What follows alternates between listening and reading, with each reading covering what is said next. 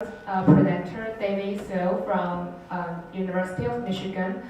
His research focuses on African political thought, anti-colonialism, philosophy of time, and critical theory. And also his dissertations rethink the relationship among time, power, and political membership. So yeah, the floor is given.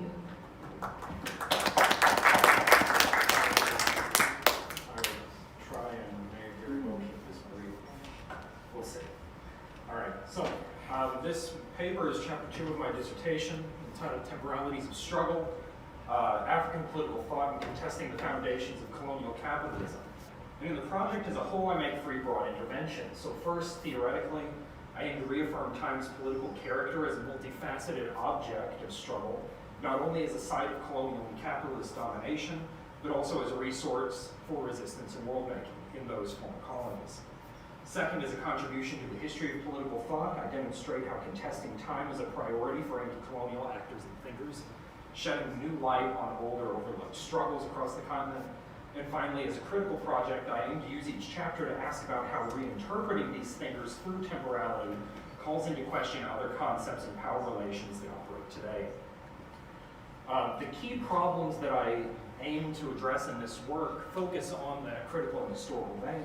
So first, the contemporary trend in which democracy and socialism have been threatened together within the global neoliberal order. And second, the general abandonment of anti-colonial, specifically African anti-colonial theory, that body of thought emerging from the mid-20th century struggles as a resource for responding to those crises. Now, even among increased calls for decolonizing the academy, and despite striking continuities between colonial ideologies and those that regulate the world today, critiques of anti-colonial thought as having failed or as having emerged from 2 distant contexts remain dominant.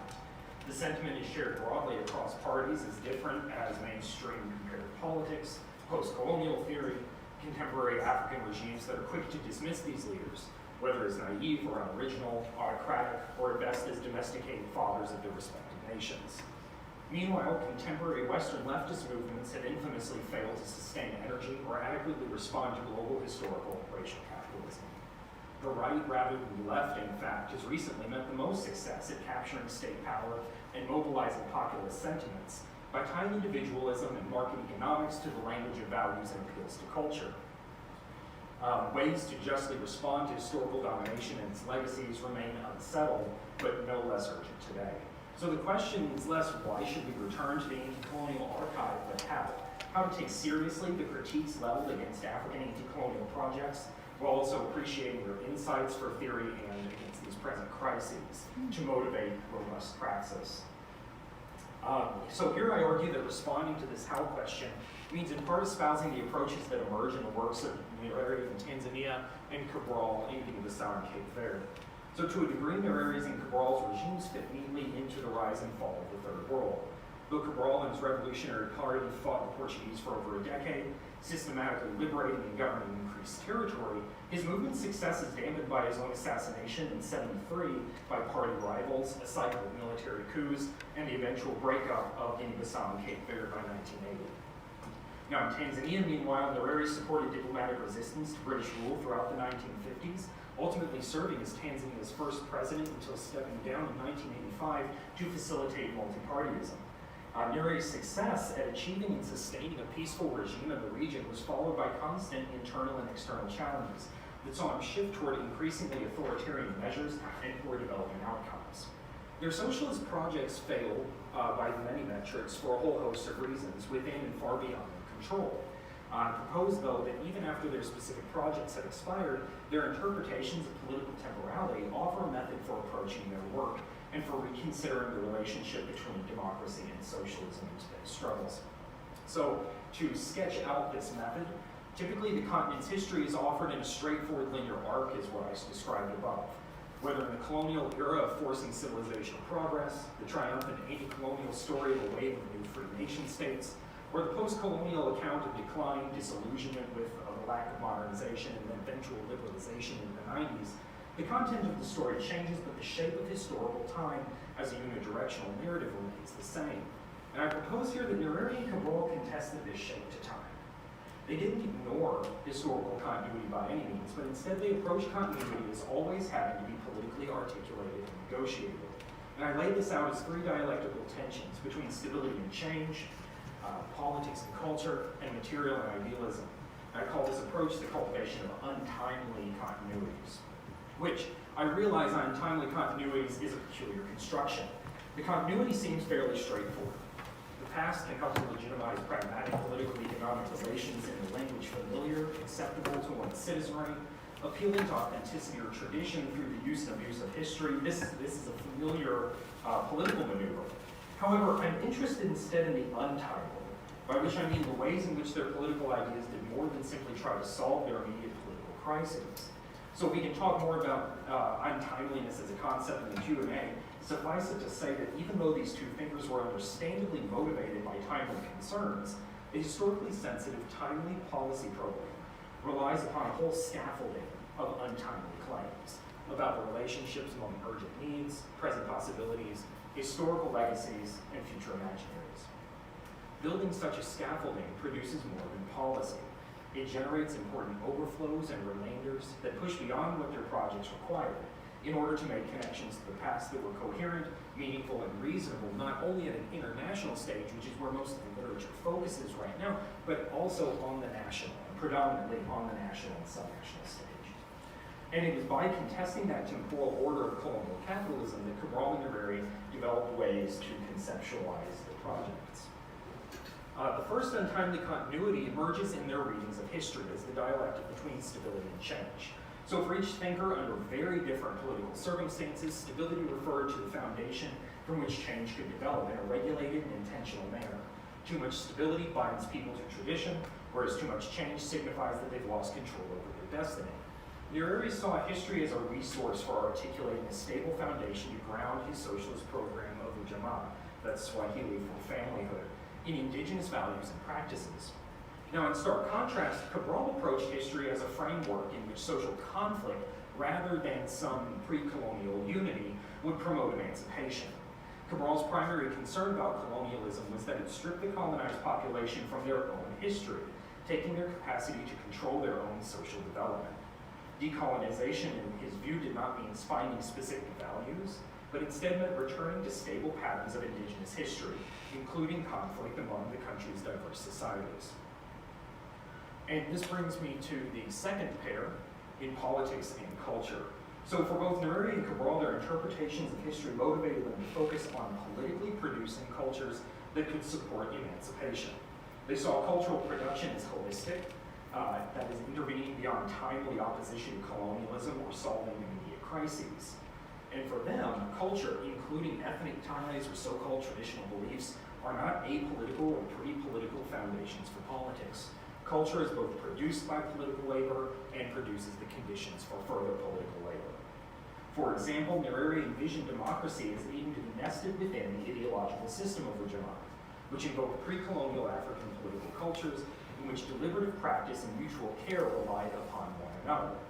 Importantly, he did not invoke this as an idealized past, but instead as an earlier political system across many different types of political organization that cultivated those values through education, norms, and deliberative institutions. For Nyerere, the old institutions can't practically be reproduced, and it shouldn't necessarily be. But the values that underpin them, hard work, self-reliance, individual freedom, equality, unity, all of which he attributes to this period, but also translates into a national project, would become a holistic vocabulary around which to build a socialist program. So by contrast, Cabral articulated his theory of revolutionary democracy as a method for shepherding a smooth cultural transition from armed struggle to civilian government.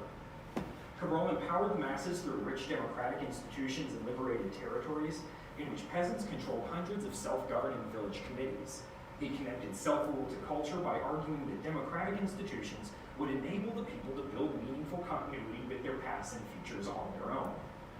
Unlike Nyerere, he does not define the values. He just says that they'll be produced authentically through experimentation. In the paper, I illustrate their approaches through their engagement with women's rights, religion, indigenous languages, and their own claims about their locally situated ideas, which they understood and believed were locally situated, as having universal potential. Now, third, material and ideals. Nyerere and Cabral envisioned this pair as a central hurdle to overcome in order to enact democratic values. So both leaders recognized the democratic nation-building required limiting the power of this ascendant national bourgeois class, while enabling the majority composed of peasants and workers to control the reins of government. Now, the question remained about how to reconcile these groups. So after all, if we believe that a person's structural position influences their beliefs to reinforce that very position, how do we get them to change beliefs in such a way that they would give up that such structural position? Now, in Tanzania, Nyerere began with the structural, establishing laws that forbade party leaders from engaging in capitalist or feudalist practices, like owning stocks, rental properties, or having extra income sources. After all, Nyerere wrote, for a society to be truly democratic, it was not sufficient that workers and peasants ruled electorally by choosing their leaders. Democracy meant that workers and peasants would have to be the only ones who could also hold those positions of power or be elected in those situations. So beginning from ideology, against Nyerere's position here, beginning from ideology rather than material position, Cabral instead sought to appeal to the Pan-African sentiments that were emerging at that time in discourses among the ascendant bourgeois class, saying they needed to commit, quote, class suicide through a return to the source. Now, this didn't mean returning to tradition or to an African spirit a la the negritude discourses. It meant instead allying themselves with the masses who had for so long sustained social history by adapting indigenous beliefs in response to new challenges. Meanwhile, both thinkers aimed to prepare the majority through planning and education. Nyerere developed this most thoroughly through compulsory villagization that aimed to improve community governance, resource sharing, education, and healthcare administration. And Cabral focused on educating peasants about how colonialism produced their underdevelopment and on political organizing to compensate for the material disadvantages that they faced in the war against the Portuguese. So back to the present. What does an anti-colonial politics look like 50 years later in response to contemporary neoliberal order? Reading history through the dialectic of stability and change helps us focus on the connections between past and present colonial practices worldwide and provokes us to recognize the transnational character of domestic, racial, and class struggles. Regarding politics and culture, we're challenged to consider what cultural resources can be repurposed versus those that must be discarded. And finally, regarding material and ideals, we should reflect on how material conditions limit our political imaginaries as we seek to address urgent crises like climate change. And in my view, Euro-America's settler colonial and genocidal history limits the resources that the dominant traditions therein can actually lend. Timely action will depend upon rigorous, untimely thinking, particularly among comparative political theorists as we articulate continuities across history and geography, what we're doing this weekend.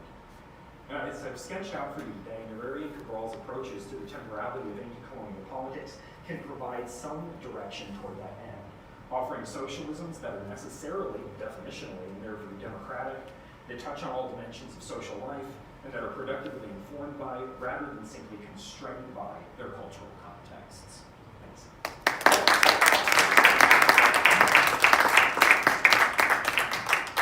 Thank you, David. Now we have our registered chair, Dr. Mohammed Mozak from University of Applied Management, Ghana, and to give their comments on the panelists' presentations. And he is an educator, social and religious leader, and journalist in Ghana.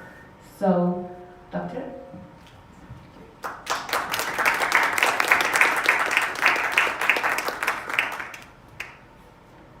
Thank you.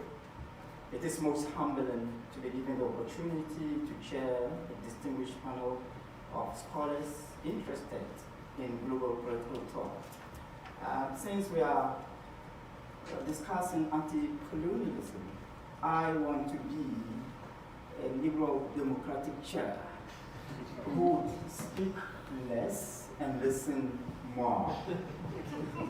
and therefore, of course, because we are getting to the end, I want to re-energize the place so that we wouldn't spend much more time here. First of all, I thank my panelists for wonderful papers, very wonderful papers, linguistically pleasing, logically convincing. I also thank the organizers of this function and all the participants. I'm much more grateful to be here. But as you all agree with me, your papers are academic exercises. And as academic exercises, they cannot be free from weaknesses or challenges. One of the challenges I have identified in two of the papers, that of Sister Yasmin and that of Brother David, is lack of operational definition of colonialism that would have given us a proper foundation for proper anti-colonial discourse. The second one, or of course the first one, which is the third one in my presentation, is that of Sandeep. He attempted, in fact, he has given us some definition of colonialism. But at the end of the day, he also did not give us an operational definition. He succeeded in giving us multiple versions of definitions of colonialism. And that tells us that colonialism, as has been discussed here, is generic.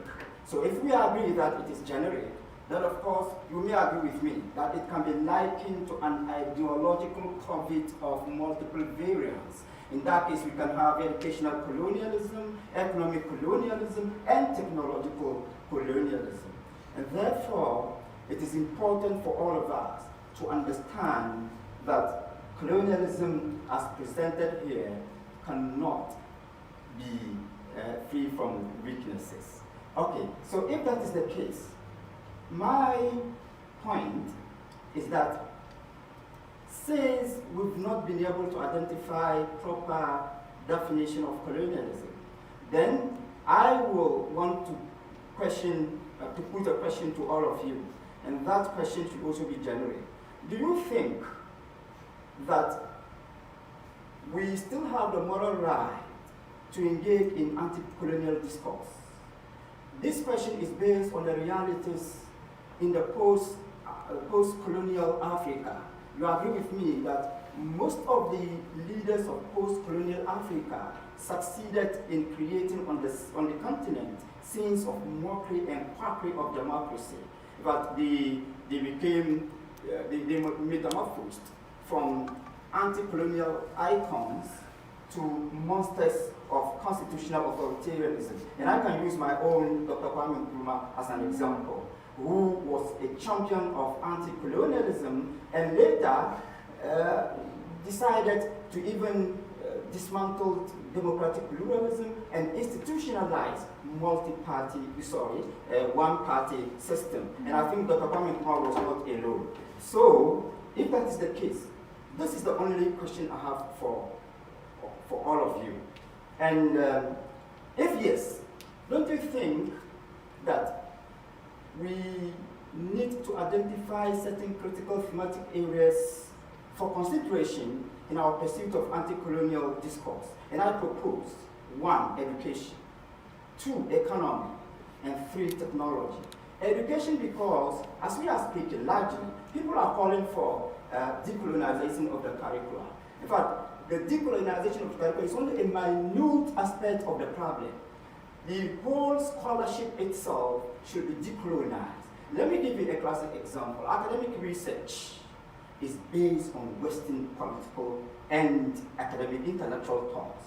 Let me give you a classic example. You all agree with me that the citation manuals in academic research are either Vancouver, Harvard, APA, MLA. There is nothing like African version of citation manual. So research itself, as an academic exercise, must be decolonized. So let's consider education as an area of consideration for the pursuit of anti-colonial discourse. Number 2, economy. You agree with me that the African nations have only succeeded in gaining political independence, but economically, they are largely reliant on the Western economies. And of course, most of the countries in Africa still have economies that are largely serviced by the benevolence of the American and European taxpayer. So let's consider that one. As long as we do not decolonize our economy, we cannot at all talk of anti-colonial discourse. Number four, the third one is the technology. We are in an era of the fourth industrial revolution. And if we do not have the African version of scholarship in technology, we will continue to rely on the Western version. Let me make it clear. My position is not a call for subtraction, but that for addition. Let's maintain the Western intellectual models that have helped the world, but let's add the African version, so that at the end of the day, African scholars will no longer be the conveyor belts of Western intellectual heritage. On this note, thank you so much, and I leave you for this.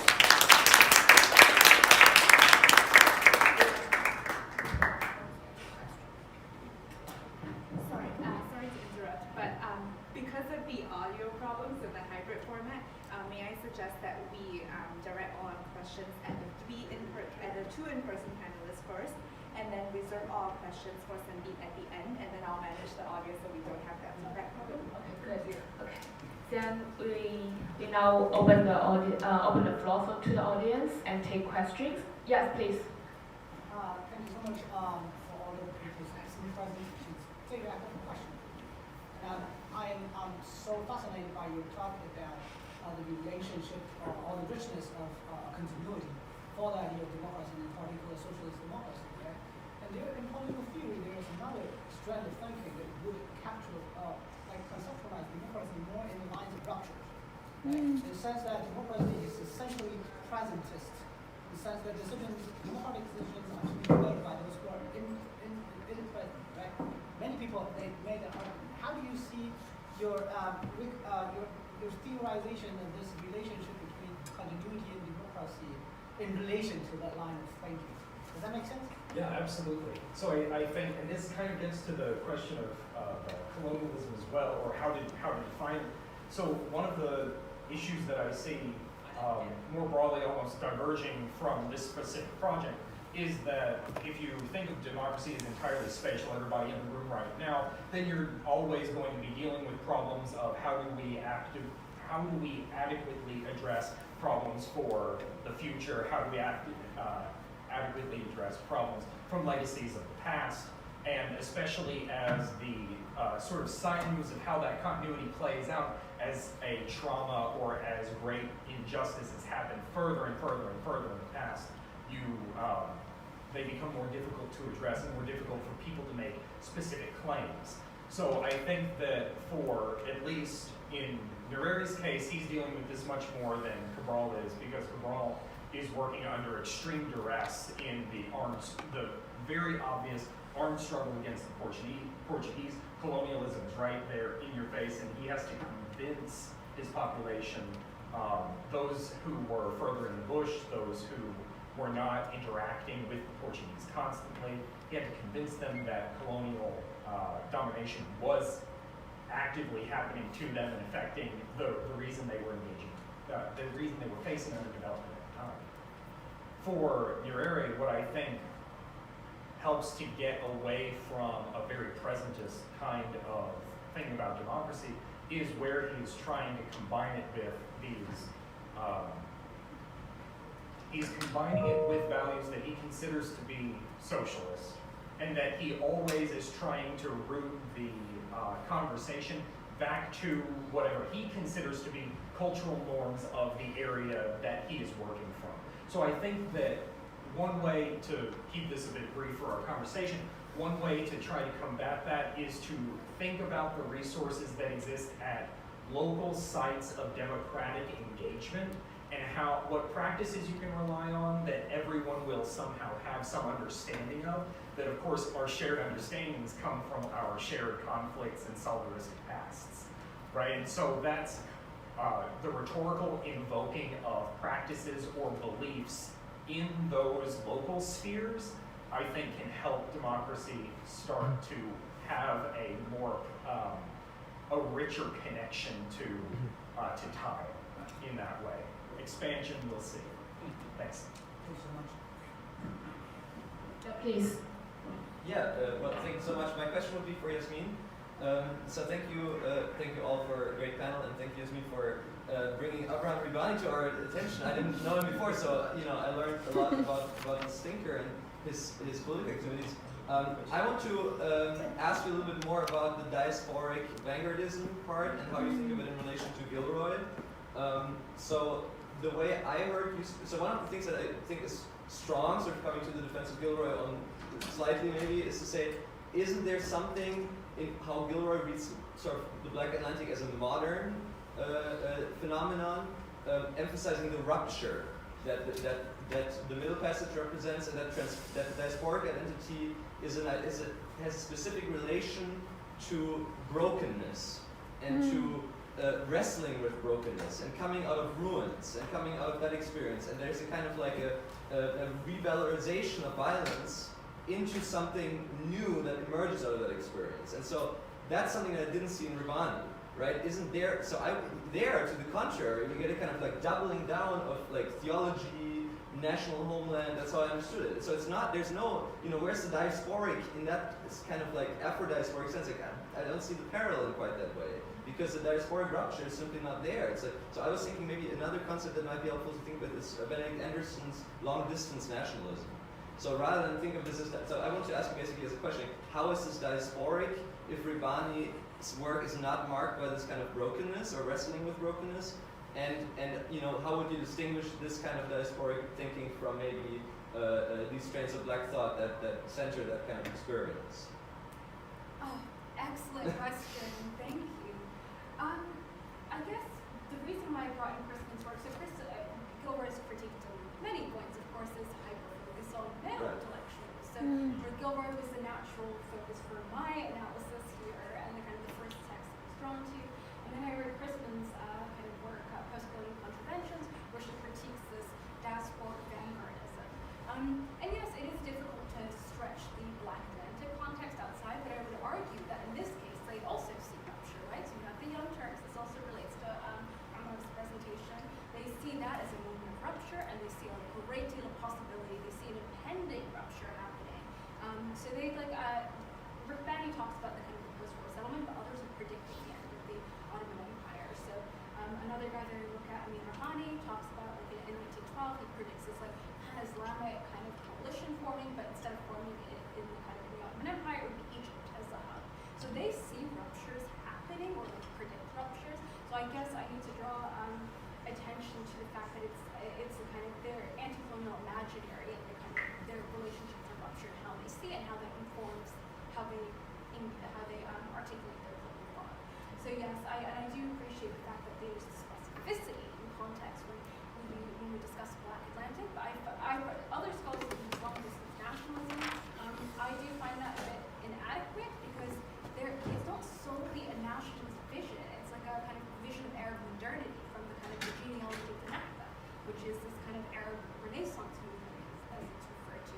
And so it's much more expansive than simply just like within the nation state. It's like they're fashioning an Arab modernity.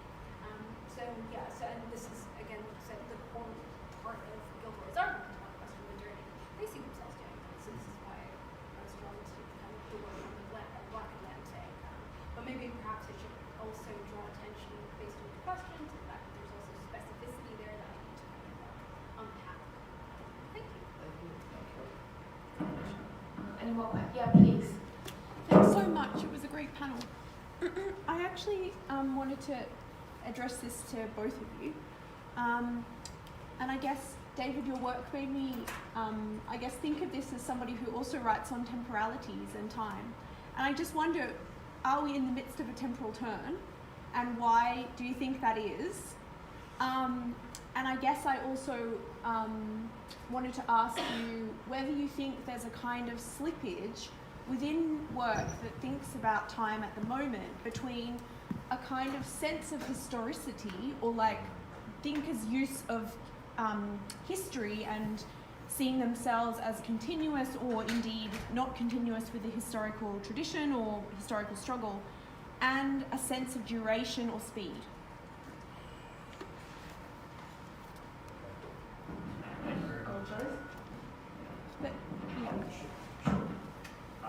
I do think that you're right. There seems to be a temporal turn in, I don't know, maybe about the last 20 years generously in political theory and toward thinking about time much more carefully, much more critically. I don't know exactly what accounts for that, except potentially the turn toward finance.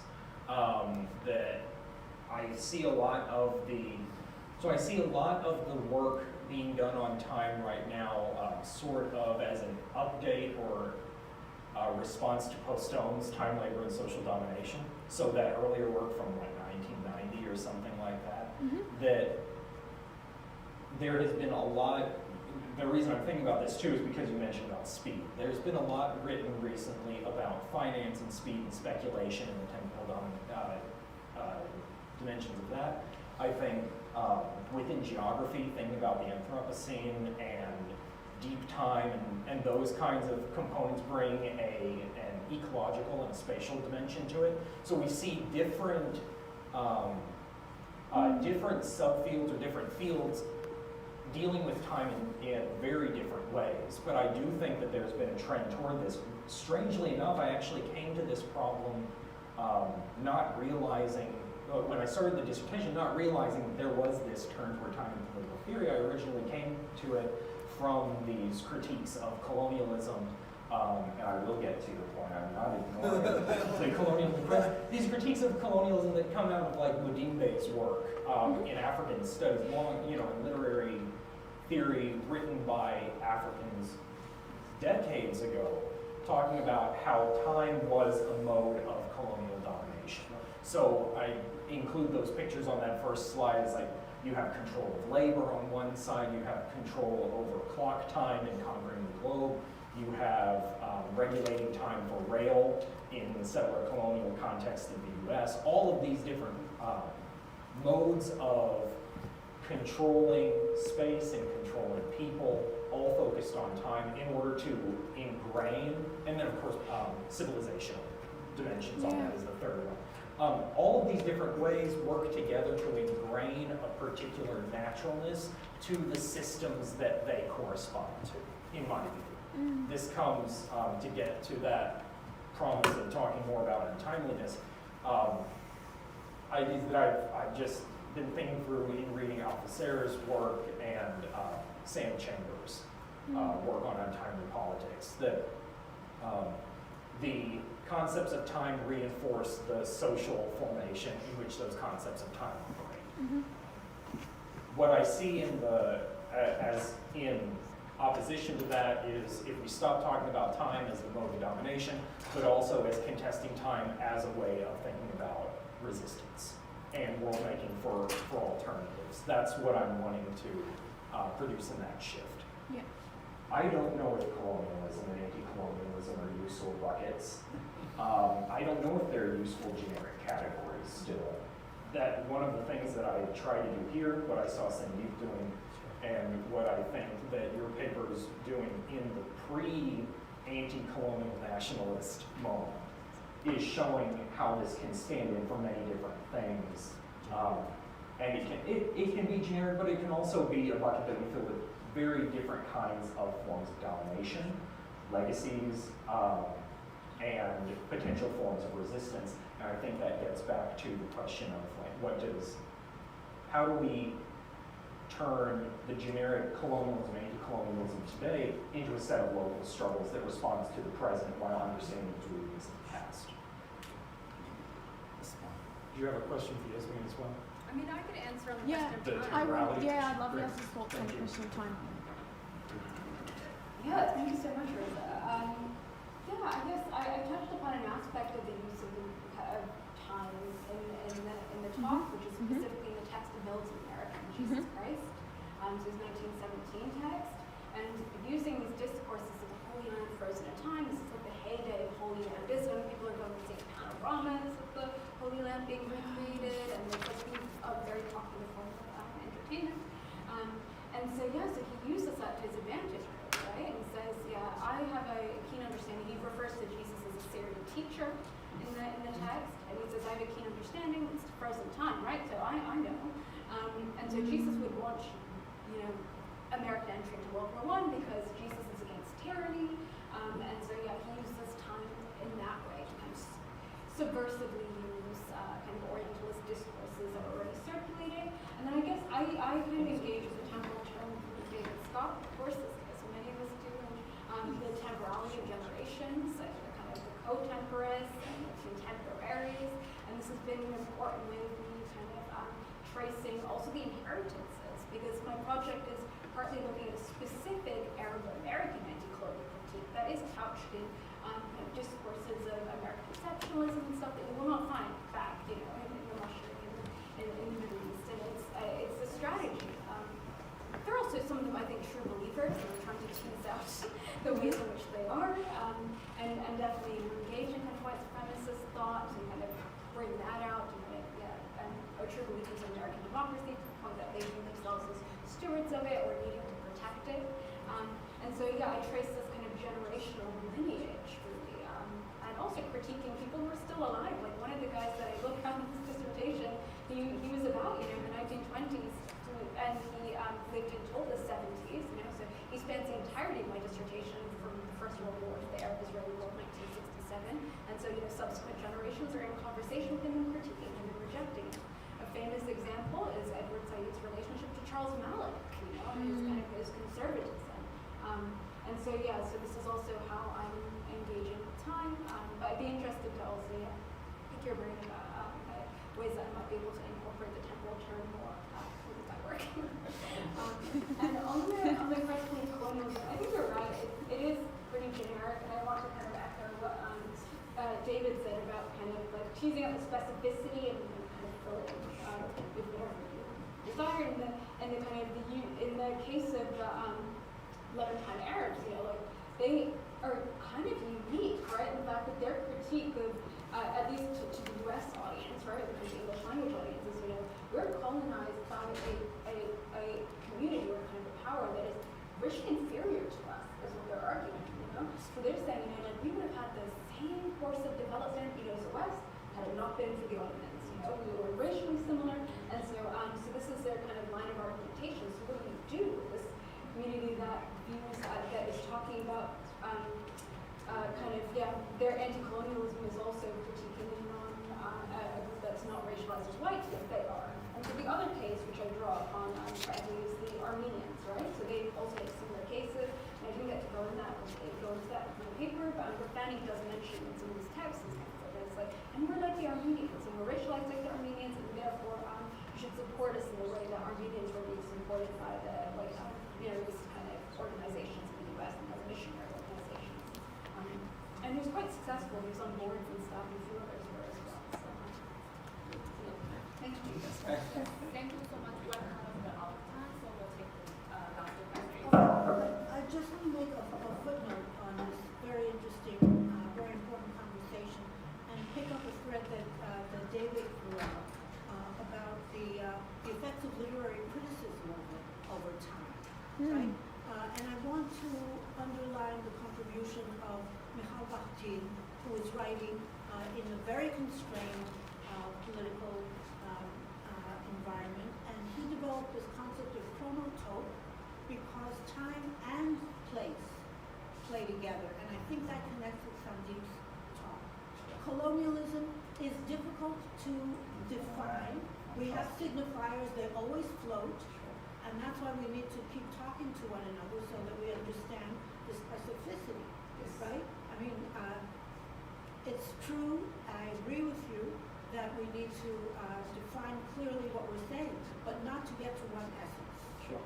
Because we'll miss the object of study. So the chronotope is so important. Looking from Sri Lanka, so close to India, is an entire game changer, right? And so I think that the interplay among these papers is very productive, and I hope that literary criticism continues to be productive for us.